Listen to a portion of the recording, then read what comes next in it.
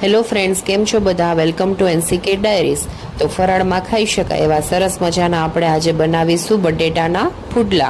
તો જો કંઈ પણ લોટ બાંધવાની અથવા કંઈ પણ પલાળવાની ઝંઝટ વગર 5 થી 7 મિનિટમાં ઇન્સ્ટન્ટ તૈયાર થતા ફરાળી પુડલા. તો જો એના માટે મેં 4 થી 5 નંગ મીડિયમ સાઇઝના બટેટા લઈ લીધા છે.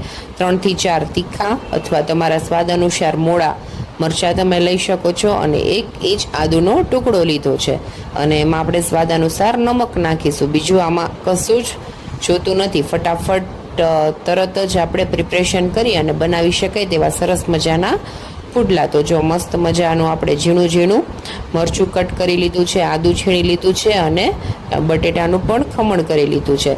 તો એમાં સ્વાદ અનુસાર નમક અને કોથમીર નાખી અને હાથેથી સરસ હલાવી લેશું.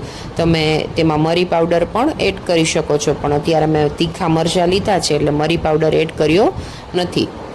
તો જો એક લોટી ગરમ મૂકી અને અત્યારે હું ઘીથી બનાવું છું, તમે તેલથી પણ બનાવી શકો.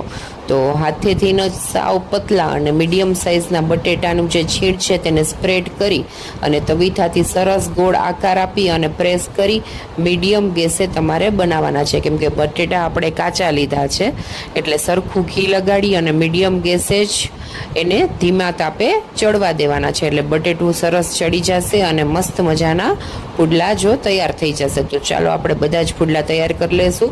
અત્યારે મેં 5 નંગ બટેટા લીધા છે તો એના આશરે 4 થી 5 પુડલા બન્યા છે. તો જો મસ્ત મજાના પુડલા તૈયાર થઈ ગયા છે, એકદમ પતલા અને સોફ્ટ. સરસ મજાના કેચઅપ, દહીં અથવા લીલી ચટણી સાથે આપણે સર્વ કરી શકીએ છીએ. તો જો મસ્ત આપણે પુડલા થઈ ગયા છે તૈયાર. તો આપણે થાળી પીરસી દઈએ. આજની આ રેસીપી ગમી હોય તો લાઈક, શેર અને સબસ્ક્રાઈબ કરજો. બાય. જય શ્રી કૃષ્ણ બધા.